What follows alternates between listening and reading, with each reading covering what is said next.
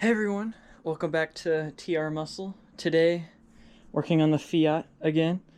I've been driving around since a bit last video, and it's actually like half a year later.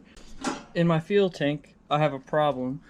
As I'm driving, I can get up to about 40 miles an hour, and then it starts pittering and pattering and yelling at me. Not yelling, but you know, stalling out. And so I figured it was a carburetor issue, as it tends to be on this car, and went through, cleaned the whole thing, made it all happy, and even fixed a vacuum leak. My curb idle screw down here was leaking some air, and got that fixed finally, but still went back out again and it was losing fuel. So I started poking around. I know this is the bad filter, but I've got a clear filter there that I can fling because it had a rusty tank, that I can see, and it wasn't pumping through. It was kind of just sitting there. And when I took the carburetor apart, there was no fuel in the carburetor. It was dry. So I deemed that there was no flow before this, because I took off my line, and you can blow back through it and then turn the car on, and it'll flow again. But once whatever is clogging it comes back, and then you can't see the fluid flow. So I think there's some rust in my tank on the pickup, so that it gets clogged, and then basically it's just air coming into the carburetor, vapor, which only lasts so long. Today we're gonna pull the pickup and make sure that it's clean, and I know there's gonna be a little rust on top of it. I've been in there before, but also we're gonna see if we can get a magnet in there and try to pick up any of the rust on the bottom of the tank. This also means that I have to drain the tank, and unfortunately I just filled it. I've already started that process. I've got a container down here with fuel, and I happen to have a sneaky little electric pump on the side here, and you can pull fuel through it without it on through the mechanical pump. But if I need it in a pinch, I can just use it to, let's say the carburetor's overheated, or fight any vapor lock or something like that when I'm on the side of the road. But so I'm going to drain the fuel tank far enough to pull this, because this is actually below the fuel line when it's full, all the way full. Get it below this, pull this, and then we are going to try to stick a magnet in there and see what we can fish out of it. I'm gonna let it drain a bit more through the pump, obviously, and just to make sure that the level's low enough.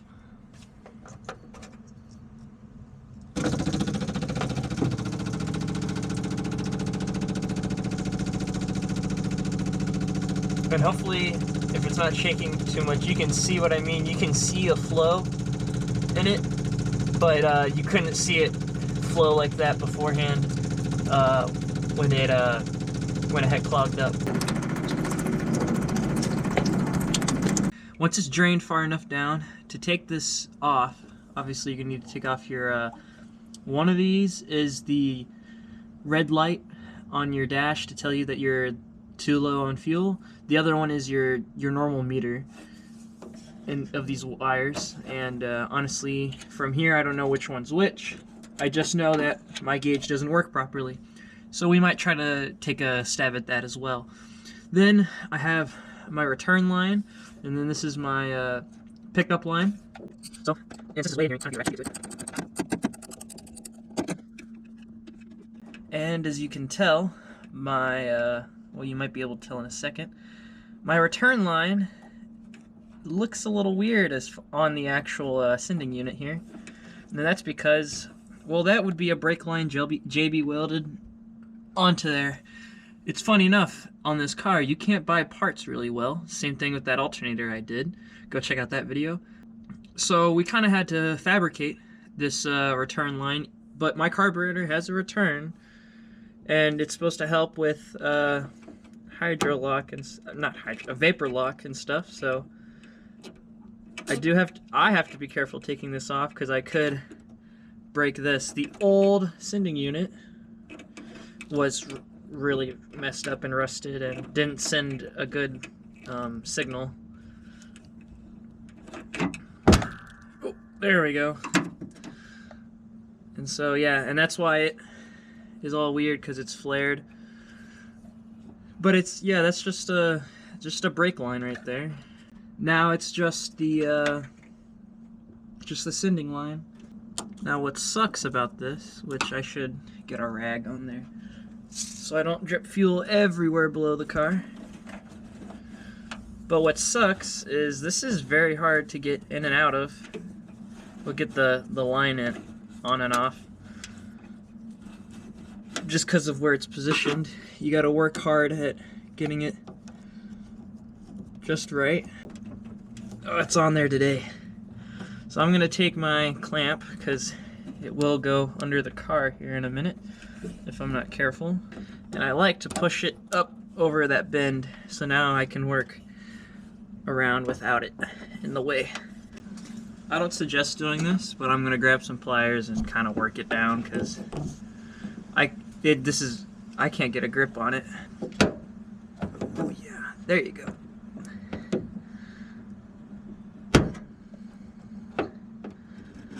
Alright, then I like to pull it up, tuck it away, because otherwise it'll fall down there and then you gotta like grab some rope and pull it up. It's not fun.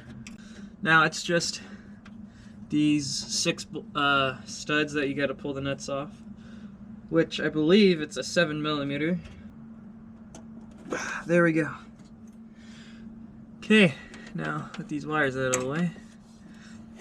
This line.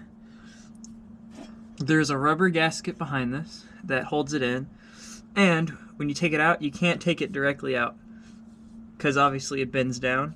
You have to pull it out, kind of twist clockwise, and then kind of arc as you pull it out. So at first we can do just straight out. And in my case, I'm going to try not to be on this or my electrical connections. And obviously we are counterclockwise, I think is the way you got to go. Yeah, counter. Make sure that float is in the right position so that it comes out.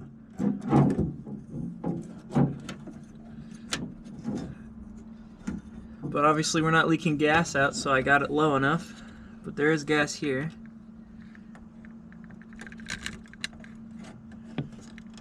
And just be careful on the pickup there. Alright. Alright, well, I'm not sure, but that pickup doesn't look bad at all. There's definitely some stuff on it. I'll make sure that it's clean before I put it in, but I don't think there's anything wrong with that right there. So I don't know if that was the issue or not. It could be that you can, I don't know if you can see it on camera. Yeah, you can. The tube is this has been pushed all the way back to here, and it might be clogging here. Oh yeah, you can feel it into the tubes right there, so I bet it's clogging right here. So I'm gonna try to push this back a bit so that it isn't directly on the end of my pickup. And if you're ever wondering on how to do this, because this is obviously I've customed this, which this is part side of JB Well, it's getting a little worse for wear, but the Volkswagen Beetle has this kind of pickup. It might be a little longer, but the same kind of pickup, and you can take that, cut it, or if it's a little longer, or if it's this size, just fit it all the way on like I have, but don't fit it on too far. But it's the same, it's almost the exact same pickup sleeve, and then you can just crimp it down and you'll be good to go as well. See the tube in there? It was pushed all the way against the screen. Now, it does have that kind of cut there to compensate, but I bet that could still get clogged. I bet that pump can suck it enough at least to clog it, or enough debris get on there. The float sits about that far out, but I can go at least to where it's, you know, same length. It'll be good. You can see the pipe is plenty far in there. I kind of want to go a little further. Make sure it's pretty straight on there. You can see some rust right there. I'll go ahead and clean this off just to be sure. And we're gonna look in the tank to see that, because I know there's debris in the bottom of the tank, so I want to make sure we can get as much of that out as we can, and I think it's rust. I'm just gonna try my best to maybe backfeed some of it, spray this off at least, just make sure everything's going well. And then here, there's it's basically a variable resistor. Voltage comes in, and I believe this is correct. Voltage comes in, and depending how far it is on the resistor in there, the position, then it increases or decreases the voltage. And when it goes back to the gauge corresponds. And I don't remember if it goes through the gauge first and then to here, or from here into the gauge. But we'll check it out here in a second. Let me clean this off first. And then, of course, if you do this, like I did, brake liner in here, you're gonna need to take all that paint off. Obviously, that's been causing me some issue. That's probably where all the carburetor gunk might have been starting from. It's not always this. Sometimes it's your car sitting around.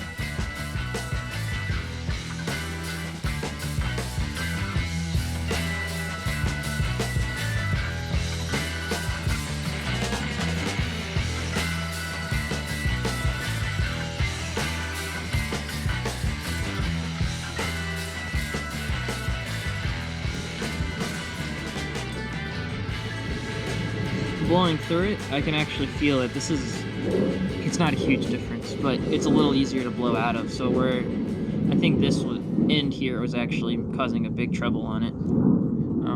But let's pop this open and take a look in there. I've been in there before. I know it's a little messed up, but I'll also get a multimeter and we can see if the resistance is changing or not. So for this, pushes out. It's gonna push out this way. I think there's a little arrow right here. It's gonna go out this way, and then you can see the two holes. There's tabs that go through them. But there, you gotta lift up that end a little bit. But you can see it's pretty gross in there.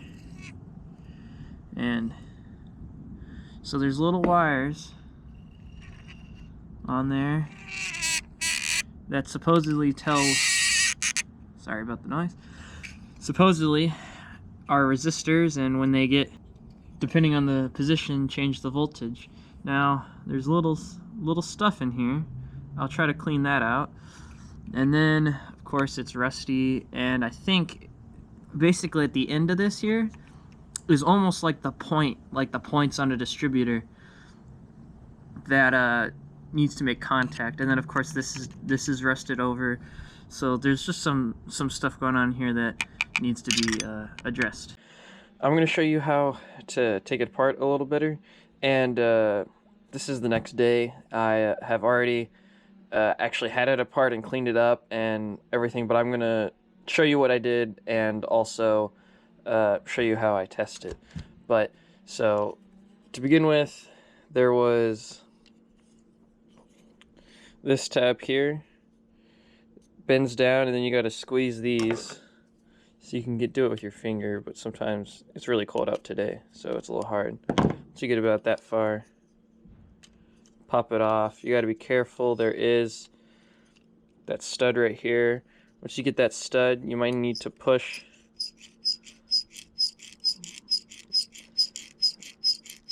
this actual rod down a little bit, and then it'll kind of twist with the housing there. But once you get it past here, then you can lift straight off of it. And this is all good. And then this is here. There's what came off that I had to solder. Enough.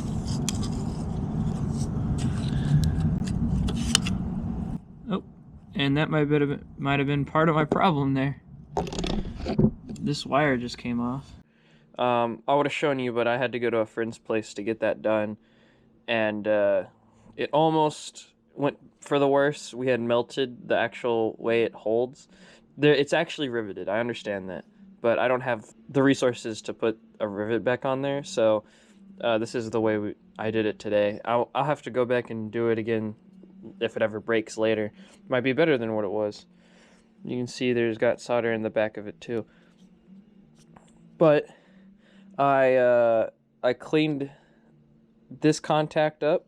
It's a bit shiny now, with a little brush, and then also this can come out here. I cleaned up this part of the rod, cleaned up the top of these contacts, and then I've also cleaned this part of the housing, this washer, and the hole itself. You can take this all the way off. If you take off this float, you can take the actual lever here all the way off and then clean the inside of the holes and such. And that's going to get me the current that I'm going to need for it to actually send to my gauge. Now, of course, I moved this back earlier. You can probably still see now there's space, but I don't want to go too far because then it might hit the edge of my tank. But with this, there's a little spring. That little spring needs to be back on here because that ensures that there's pressure to make sure that the connection between the float rod and the frame here actually gets connection. Otherwise, you have like weird ohms and such, and your gauge will be, well, all over the place. Hopefully this fixes it. When I'm testing, all I had to do was put my finger on there, and it kept the ohms properly. So we'll see how this fares. Putting it back together, make sure it's between the two top and bottom points, because if it's not, then you can't get it over the tabs. But kind of try to get it on the rod at the same time as over here, and getting the electronic tabs in. It's a bit of you gotta work it, because you definitely don't want to bend those electronic tabs, but you also want to make sure you get that rod in.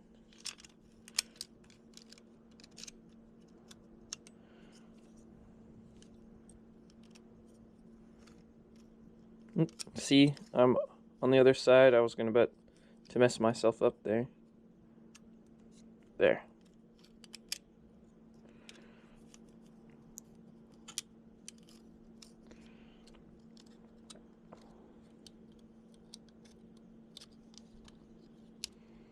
There we go. At least close for now. Now, before you press down on it, you want to make sure that your electronic tabs and stuff are actually in a place where they're not going to be just bent over and stuff, so you don't ruin them. But I think where I'm at, just push that down, and now we're in place. I will have to pull this tab back up in a minute and stuff, but it's secure enough that I want to test my ohms, make sure I'm getting the proper reading. So this tab that you can see right now is the low fuel indicator, that, you know, your little red light that says 50 miles or whatever in a new car. This is the same idea. It'll say you got so much left when it touches that tab. So we want to make sure that has continuity when it reaches that. And then there's this other tab which goes against all these little wires, and as it goes along the wires, it increases and decreases resistance. And so we want to make sure one end is like very, very little resistance and the other end is a lot of resistance, depending on which end it is. So then, looking into it, this little tab goes to the red wire that broke. the red wire that broke, this one right here, is going to be my red light indicator. So then this other side is going to be my actual fuel level sending. So want to make sure we do that right. And I don't know if I had this float on the right way. I think it's on the right way. But taking it off, it kind of gets loose on here. So I'm going to want to bend this tab a bit more so that it's a bit more secure. But so I'll do that real quick first. Actually, I'll take it off to show my testing. So we'll do the low fuel light first, which is gonna be this one. In here, just making sure it's got contact on the tab. And then I'm gonna find a ground. Your each lock washer is gonna gouge into here. You can use that as a ground. And we see we get about 0.5 ohms, which is just in the clear for more modern stuff, at least. So that's plenty for this car. I'm happy with that. And then there should be nothing beforehand as we move the float down. It should eventually contact. Yep.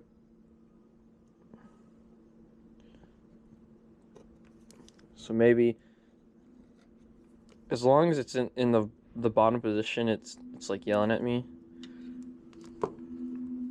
I'll be happy. Yeah.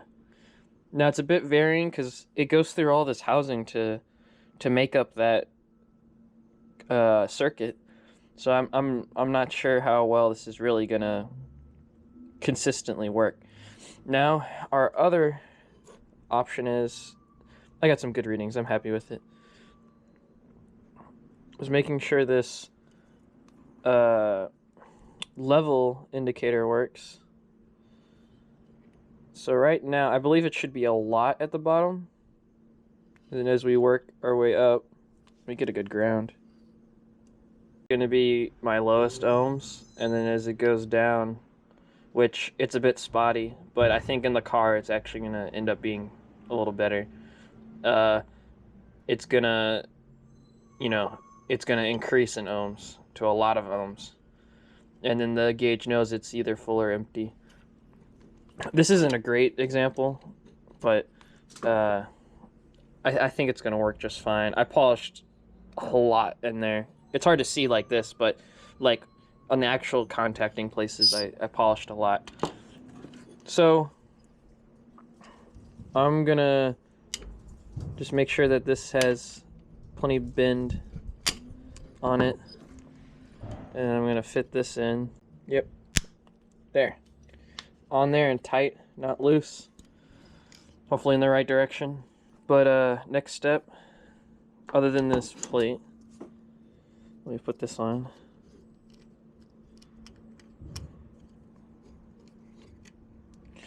There. Next step is to put it back on the car, but we're gonna make sure there's no rust in the bottom of my tank, so we're gonna do that first.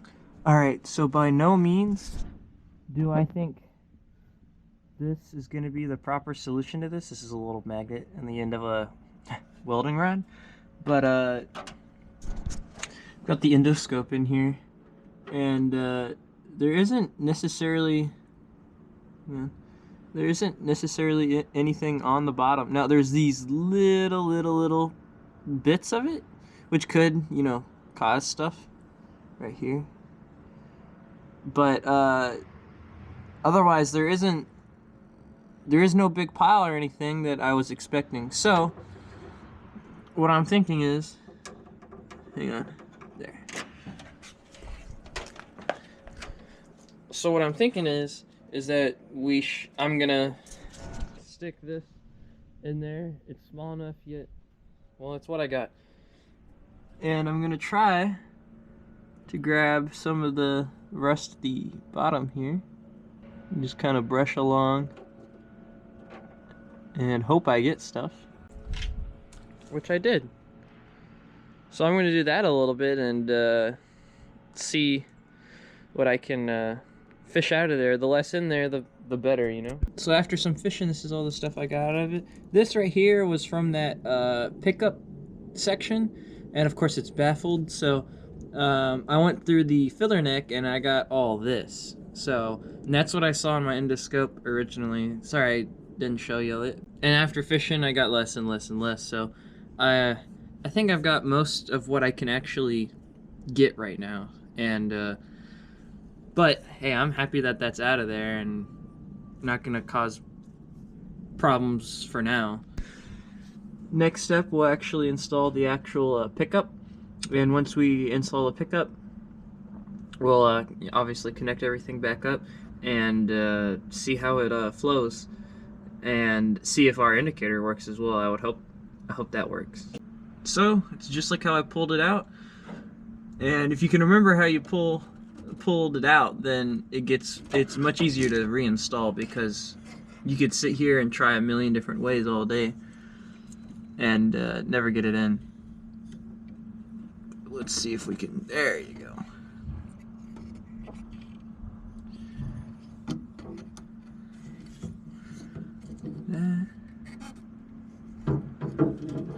And twist. Then it's happy. Good.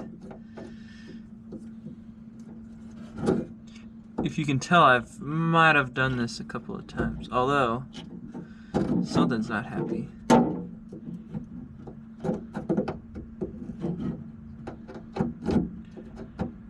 It doesn't want to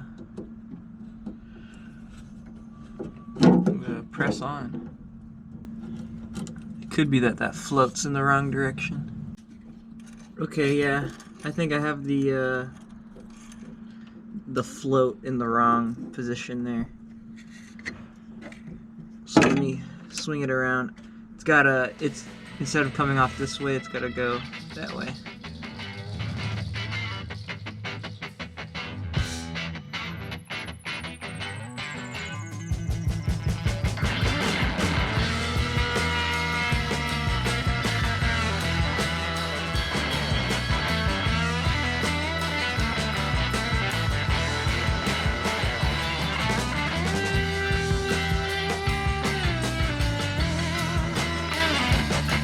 Now we just gotta put on the all these nuts again.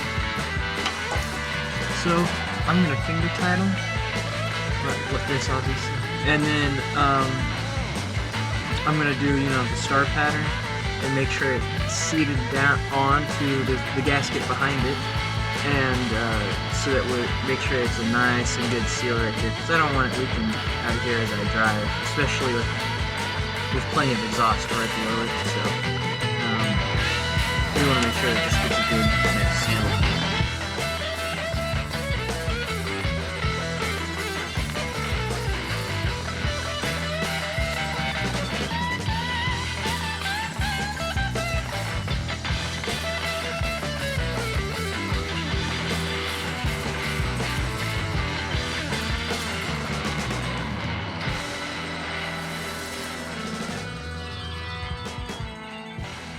Now it's just onto the fuel lines here, right behind the actual nipple of the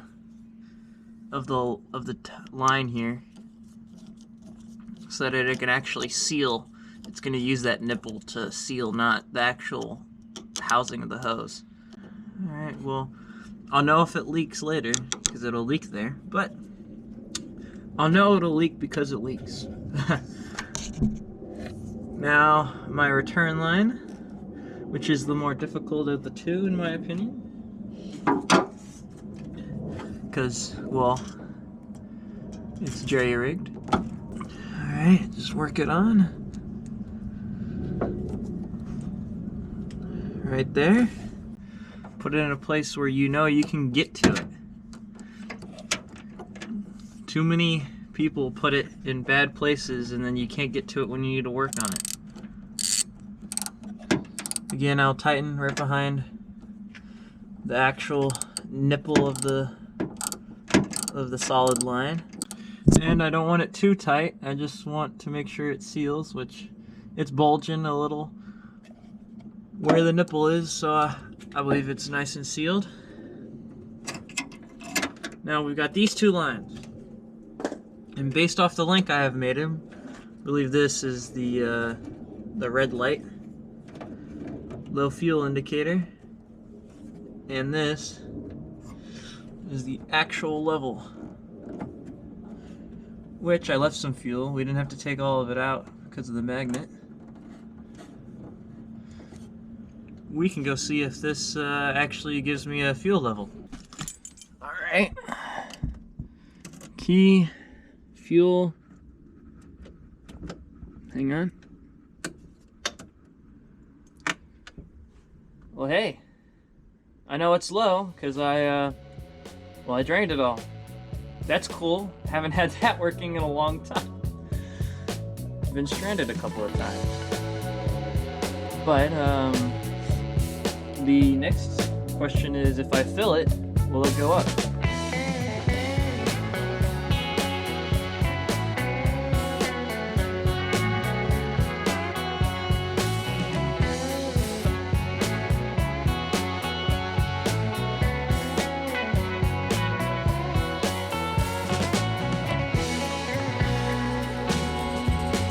Okay, well, I know it's a little hard to see, but key on, I'm gonna put on my electric pump and we're gonna see if it pulls well.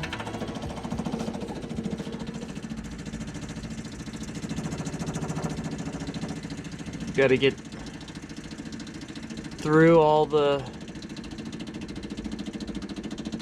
stuff, through all the air, and maybe turn the engine over a little too, see if that helps. I'm gonna do that without that pump. So let me turn on the engine. I unfortunately left the key on last night when I went to go solder that at a friend's house, and well, the battery had been draining that whole time. So let's see if we can get it running without charging it. And start by helping it first.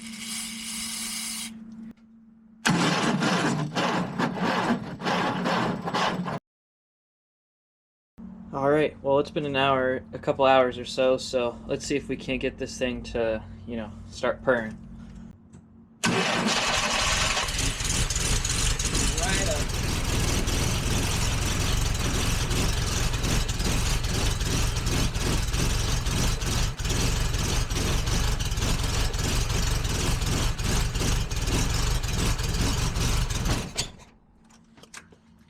Don't know if the fuel's up to it very well yet, though.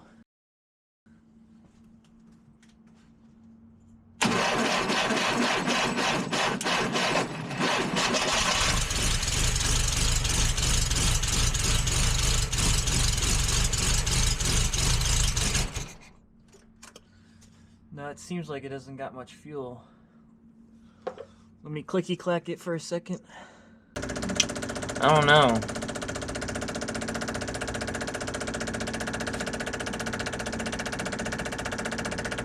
No, it's not flowing. I don't know what from what though. Let's see. I'm gonna take off this line and see if I'm not getting flow out here. That's wet.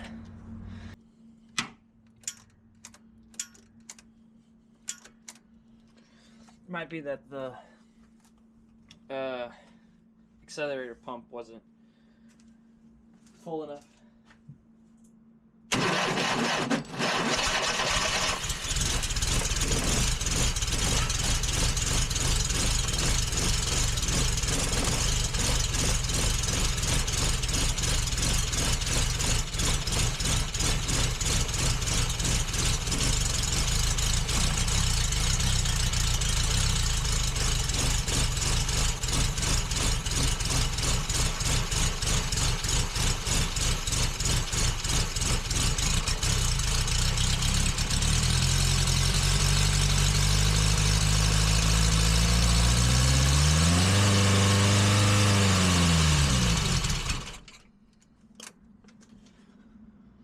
I don't know.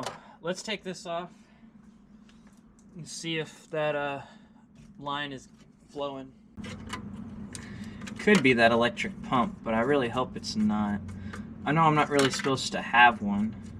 I'm not sure what else to do about it. Let's grab a rag, put that underneath there.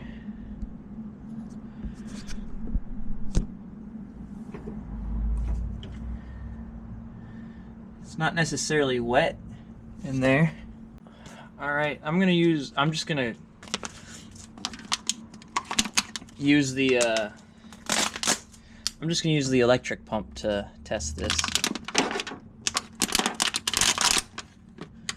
to see if it's flowing out. Let me turn on the key.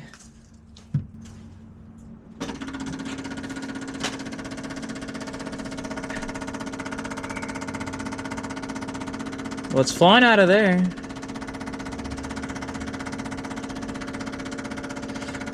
Half decently. It's not doing too well right there, though.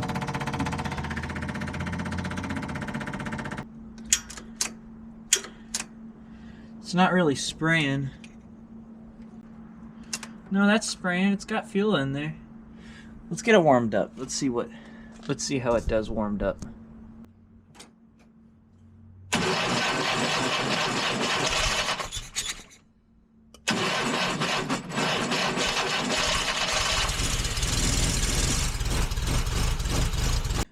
Well, I'm an idiot. No surprises here, but I think I found my problem. So this line comes around here, up into here, and has no problem. But in here, there's I have my electric pump, but then it makes a really hard turn right here. And what I have right now is a kind of a loop and then in. I can feel back there, it's flat, like it's been suctioned down, essentially. It's a touch dirty in there, but hopefully you can tell that line is nice and not nice. That fuel line is all tight, like it's been kinked essentially. So what I'm gonna do is, which I should have done a long time ago, but I'm gonna pull the pump. I am going to leave that line. I'm gonna come through here for now and come directly to this, eliminate all that, and see if the problem disappears. And if it does disappear, I'll be very happy. If it doesn't disappear, I'll be pretty sad. But we got to start eliminating problems here, not just guessing. So I'm gonna try there, because I can see that it's pinched. That's probably causing the flow problem. It can't get past. So I'll try that first.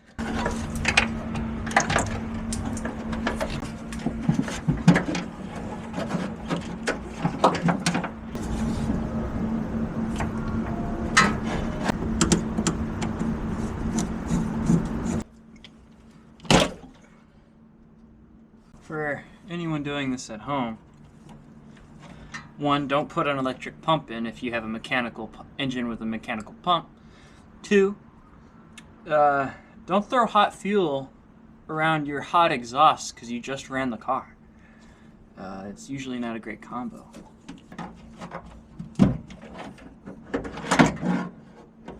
Right here it's been kinked actually for a while. You can see how flat it stays. It's been heated in that position and while I've been driving. Yeah, the routing has been my big problem, but I don't think I need that electric pump. So we're gonna try to do it without the electric pump. Worst case, just carry some carb cleaner on me and that will get the engine moving enough to prime the mechanical pump.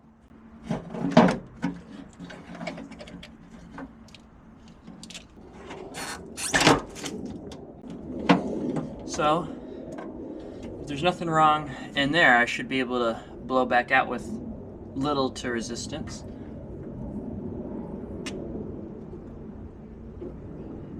Which I can hear it in the tank. So I'll tighten this up and we'll see if we're getting good flow again. This should fix all my big problem here. There might be another kink behind that wall, but it's kind of built.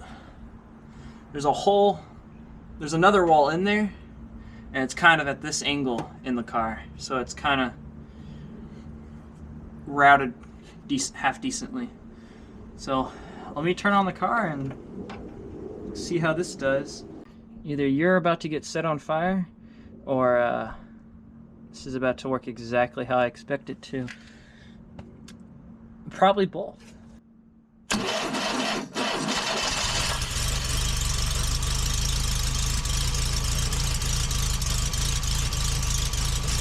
how it's supposed to be pumping.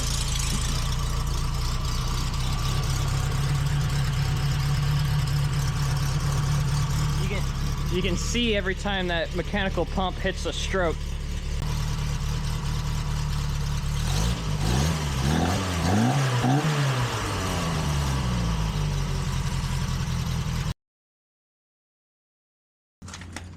While I'm here, I'll give you a little update on the 460. I've pulled everything out.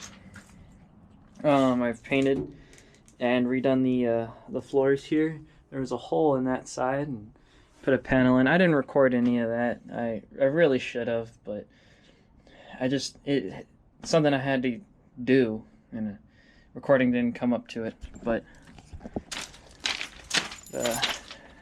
got my fuel already. Solutions are on the way for this. I have a new tank, but still haven't finished enough on the bed to get that far. Put on my negative, and we'll start it up.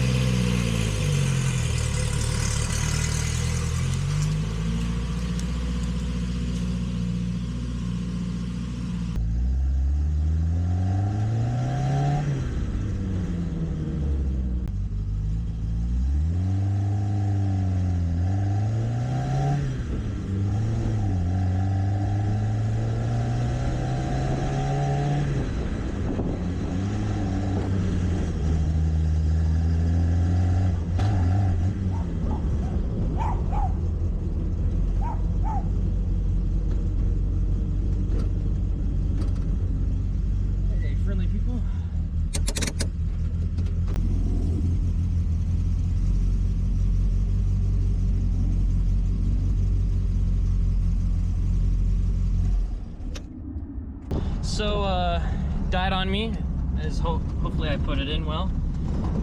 And I think my timing and throttle are all messed up, and I think my timing light is not all that accurate.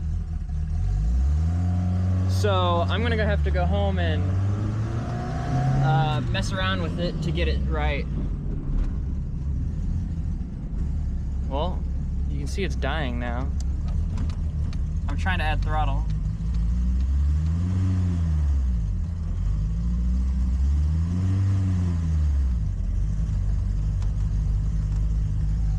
I don't know what that could be. But I'm gonna make it home and see what I can do. Made it back to the garage.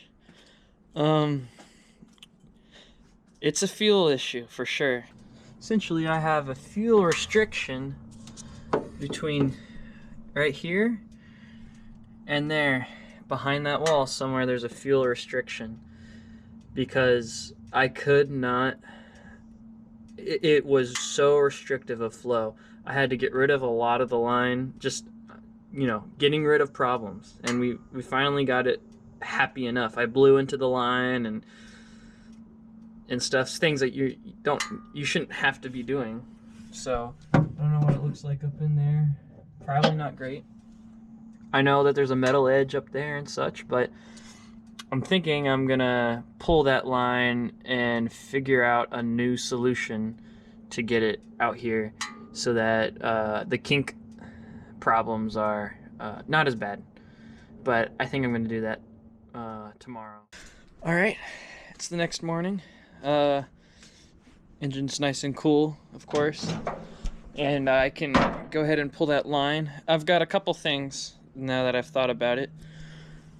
We got to pull that line, just make sure there's no kink, maybe even replace it. And then I also, this is tightened and that the distributor can turn. So I'm gonna think I need to adapt this to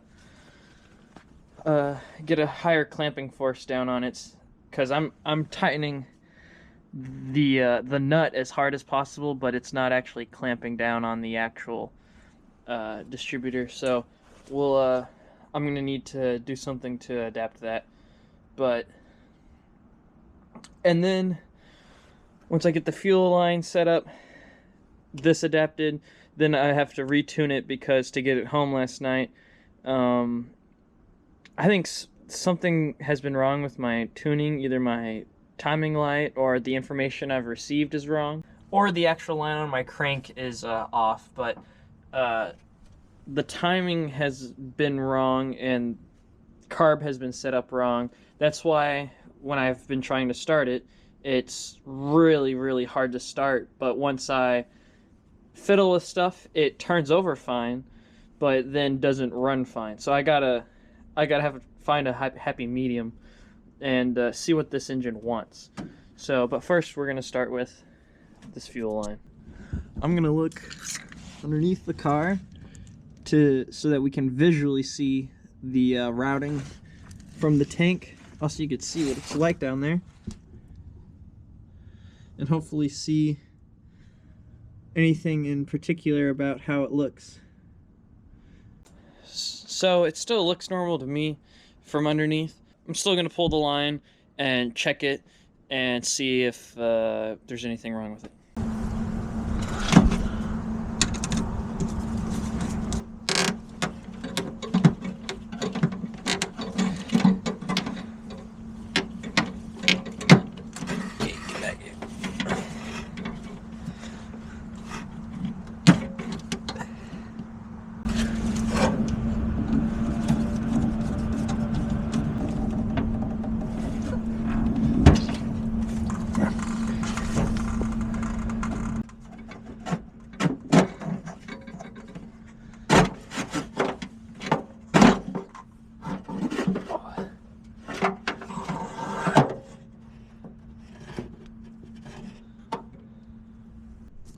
Well, looking at it at a glance, there's nothing wrong. This might be the only actual kinked spot. Let me check it. Doesn't seem to stop flow necessarily. It's not necessarily weak on the walls, like I can't compress it or anything. And I mean, this is fuel injection line. Like, I remember buying this and it was like $60 for like a couple feet of line, and I thought that was ridiculous. This line should be fine. So I don't know why. It still doesn't answer the question, and now I gotta ask, is the fuel filter... I released the filter last night, opened it up, and then blew into it and put it back on, and it worked just fine after that. Like, you could see it moving and flowing. The car hasn't gotten hot enough to vapor lock since I've been running it. Like, it hasn't ran long enough, so I'm not sure what the real deal here is. I don't see anything wrong with this. It flows through the carburetor just fine. Should be able to blow through this.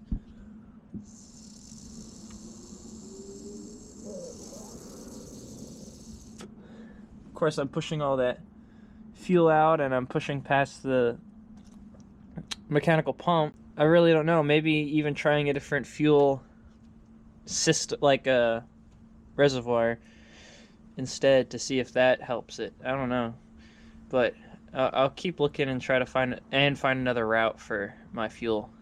I think here's my plan. Put it back on. I'm gonna route it right down to here. It is close to that exhaust. Might put a little safety on it, but it's minimal, not much length, and it's no kinks. That's an easy, nice, clean curve back there. Then I'm gonna have it come over here. Then I'm gonna have it go through a filter right here and then back in. Clean sweeping.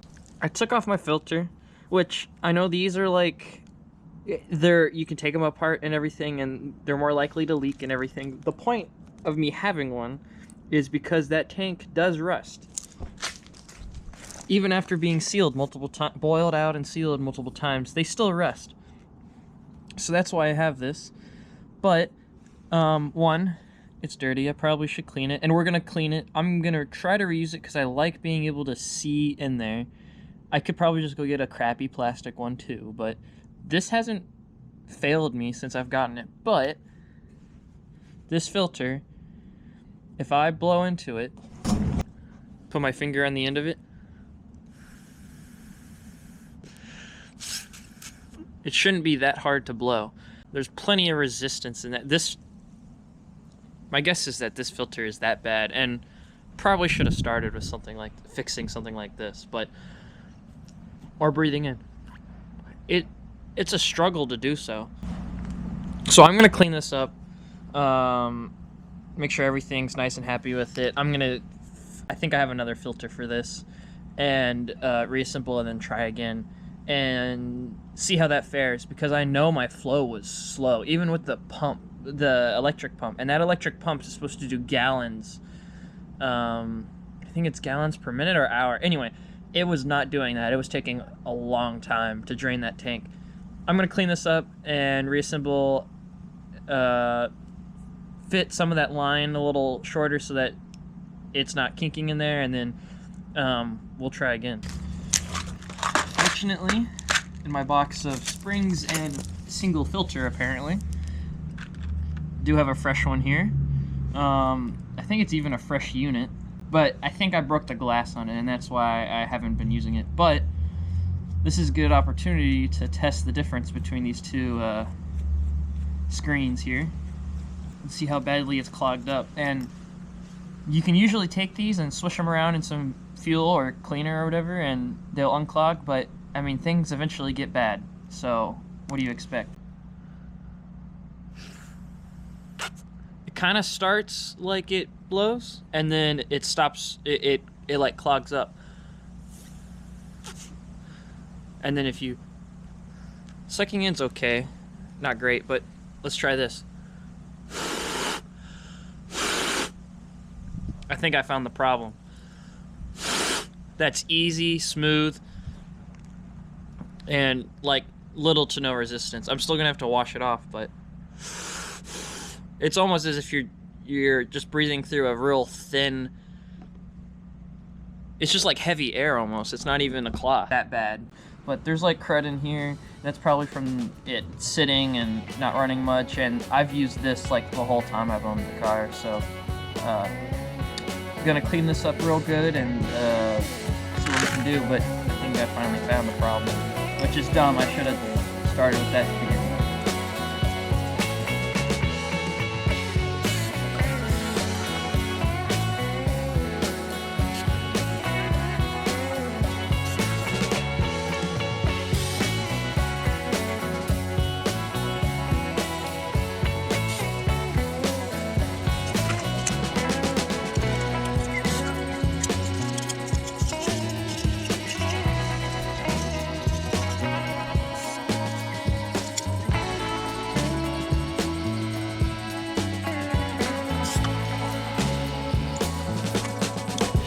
just like I did on the 460 a while ago. It wasn't a great example, but I was trying to make an example of it.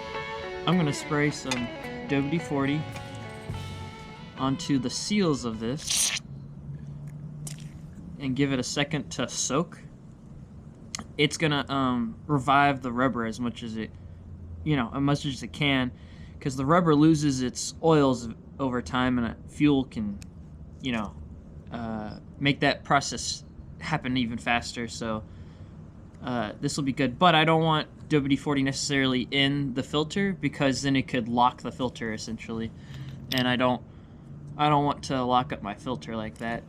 And for seals and stuff like this, if you wanted a little bit of liquid to help clean it, spray this on instead of the carb cleaner, and then do your abrasion. One, it'll rub it in, and two, it'll help pull some of that stuff off than just rubbing it dry. So as you can see, this seal might be towards the end of its life. It's not leaking yet, so I'm not too worried about it. But once it starts leaking, then it causes a problem, and that's part of why these people don't like these type of filters, because they're prone to leaking, and then once that gets on your hot engine and you're driving, you don't know what's happening in the engine necessarily, then it causes a fire and burns up and could blow up your car and stuff. So you don't want that. So make sure that it's sealing well, and pay attention to it when you open your car. If you ever do this and you plan to keep it, and like I said, you gotta watch this thing, replace this with real brass connections, because these plastic ones just suck. And to take it off, you kind of have to twist it and stuff. And doing that in the car with these, they'll twist on you. That's why I'm out of them, actually. They'll twist on you, and then you got to replace them every time. Get the brass ones. They'll last and work so much better for you. And also on these, you don't want to get it too tight. See, there's a slight twist in it. Very slight, but it's there. You don't want to twist it too tight, because then the whole thing twists, and then that mesh will start messing up. Try holding it at the top too. And you don't want it to twist all around, and then it doesn't actually seal too well. But make sure the glass gets put on there. There. And then put this on.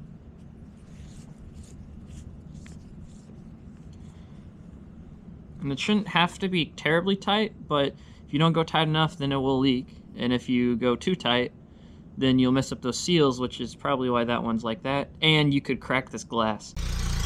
Look at that flow. Like, that's amazing.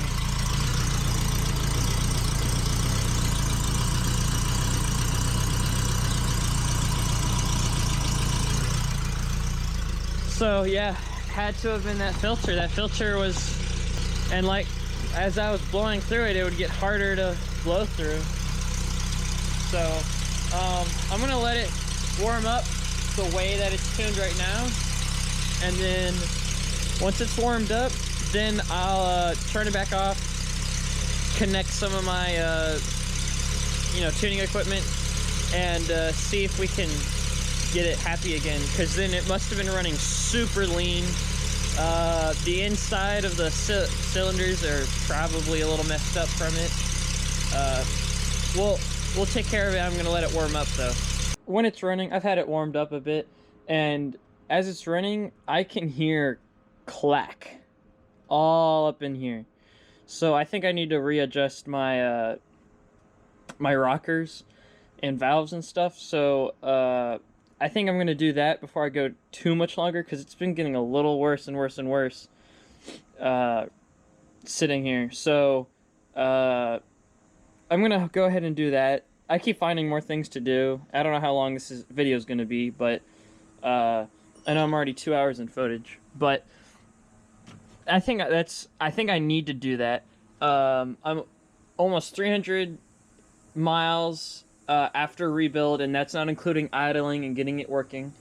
So it probably needs those valves to be readjusted because that head's gonna do different things. And I've already tightened down the head bolts once. I think I need to do it again at 500 miles, but haven't hit that yet. But I'm gonna go ahead and try to adjust these valves, which entails pulling the distributor, pulling obviously the valve cover, and taking off some of this linkage. So I'm gonna go ahead and do that.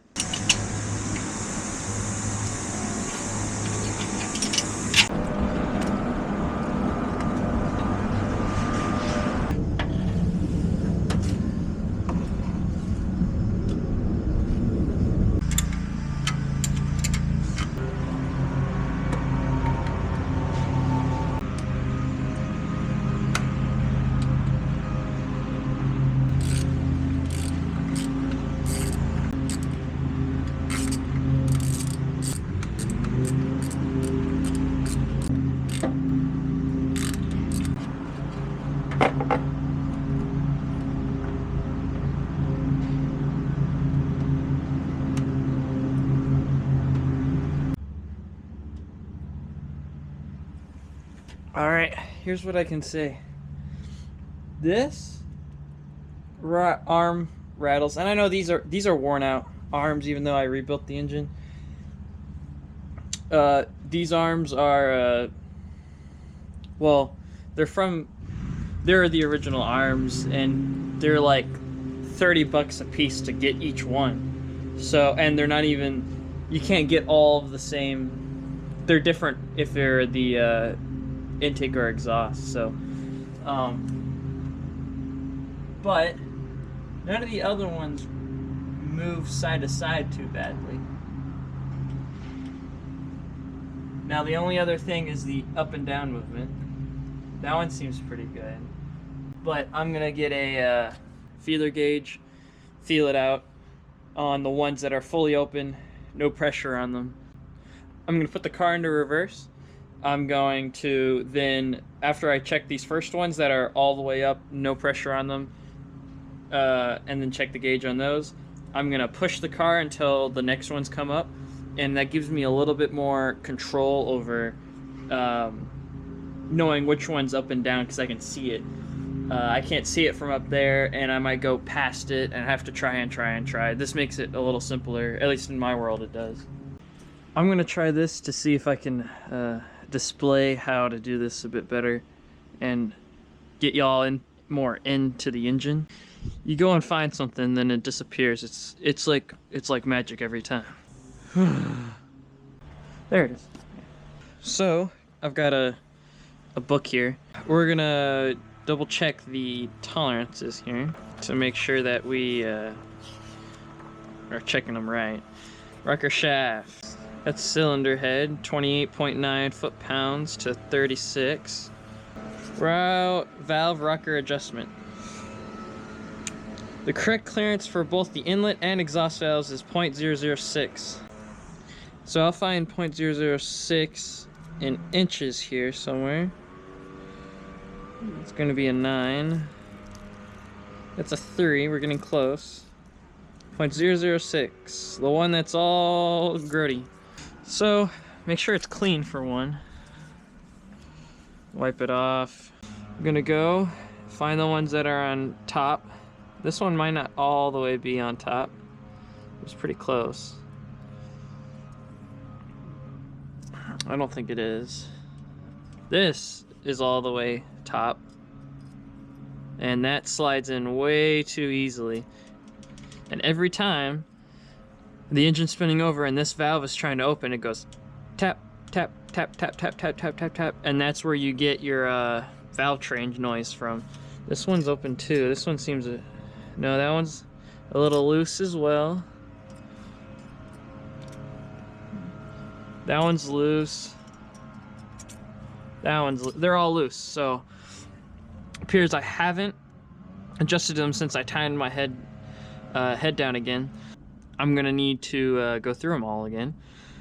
And what you want is this one, even though I believe it's starting or trying to open, I'm gonna double check it, but you want it to you want it to drag. You don't want it to be tightened down and you can't pull it at all, but you don't want it to glide. Like, you don't, that's the wrong one. You don't want it to just, like, that's way too much room. There's no resistance there. You want just a little resistance. You can feel it as you pull it off, that there's some resistance on there, but you don't want it, you don't need to try to pull it out. It should just be resistance across it. And depending on the engine, there's different ways that they adjust. In this case, it's this weird thing and a nut, locking nut. The weird part, which is pretty much a screw, actually does the adjustment. The nut here just keeps it in that adjustment. And there's a special tool that Fiat had manufactured at the time. I obviously do not have that. And usually I get a wrench for the nut, and then pliers. I gently hold onto this and turn it. And when it gets to the right tolerance, I'll lock it down, check, check, check, check, double check, a million times check. And once it's all thorough, it's good to go.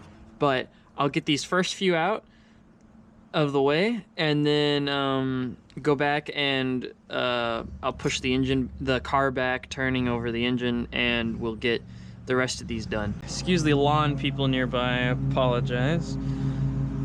So, okay, this one's loose, and we said it was out of tolerance, so for now I'm just gonna situate the feeler gauge in there. I am going to loosen on my lock nut, and then sometimes you can just use your fingers, but you don't have to actually use the pliers to dial it in. You can use your, at least in my case. So it's free, it's free. I'm gonna tighten it down. Ooh, resistance, it's dragging across. So, found the place.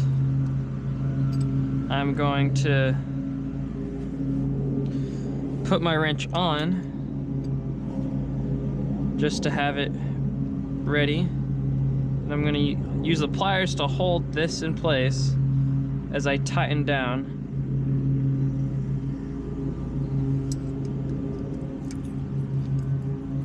So there's a little resistance. I can feel it dragging, but it's not hard to pull out, and it's not too easy. And see, there's just a little bit of movement, very little. And that's what you want to see, because that's enough to get that film of oil in there for protectant, but not so much that it's clacking. So yeah, and this is where my top end engine noise is coming from. So I'm just gonna do the same. The correct thing to do is to make sure you're on top dead center on the compression stroke for each one of these, and then do this. I've never done it that way,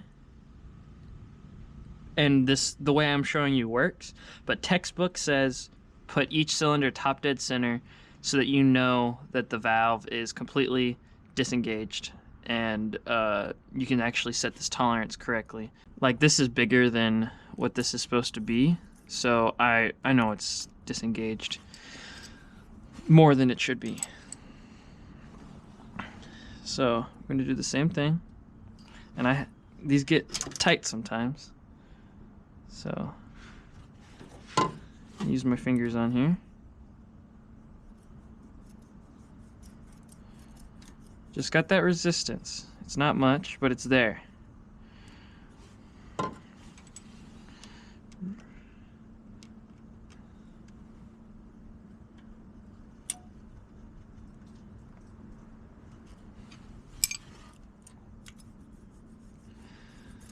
And see, sometimes as you're tightening down or loosening, it just gets a different feeling on it.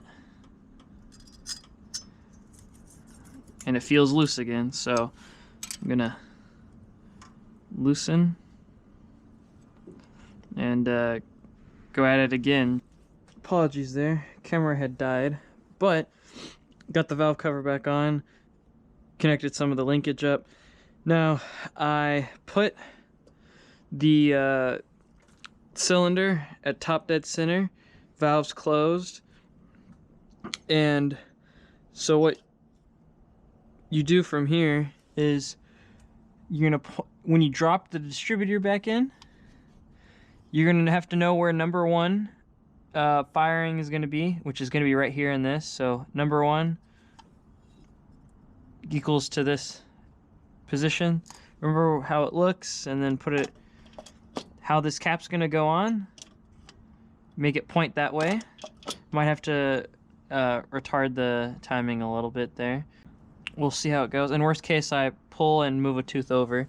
Make sure your caps are always seated too. If you don't want to accidentally break the rotor or cap because it wasn't seated properly, because then you'll be sitting around for a week with no car.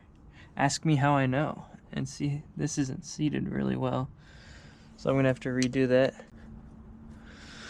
Okay, and now just got to put that plug back in. I had pulled that out too.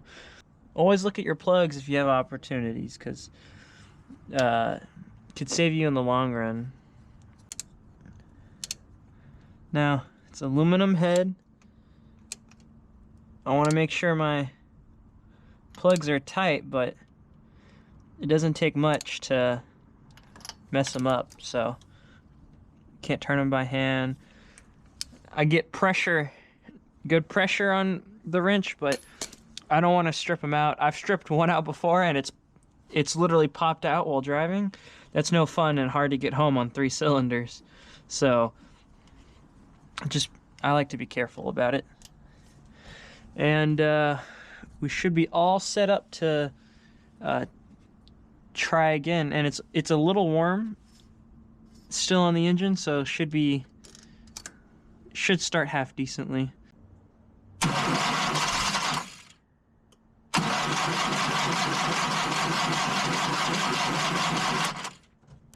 What we can do about that, I think it needs to be advanced.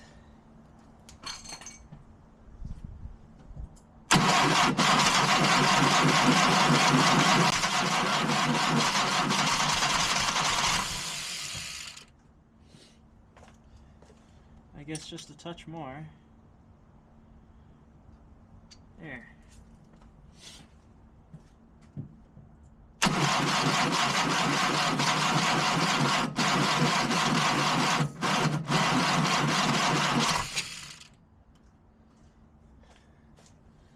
Give it a pump.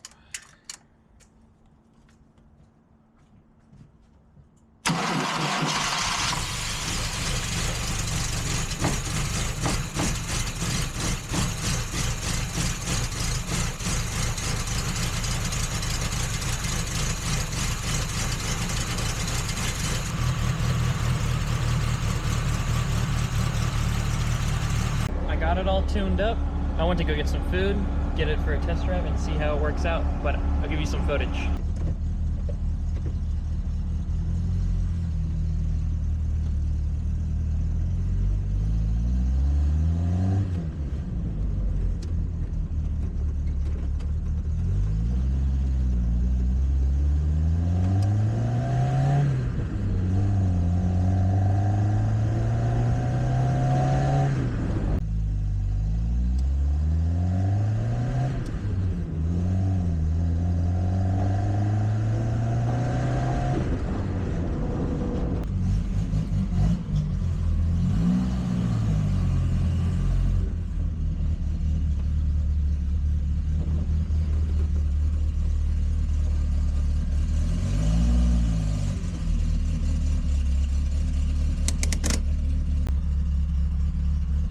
Made it back, no problem.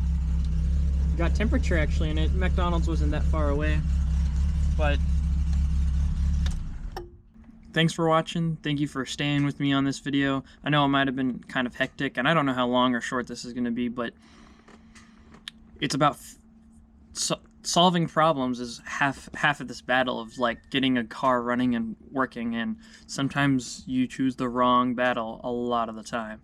Please check out some of my other videos on the 460. There's another video on the Fiat.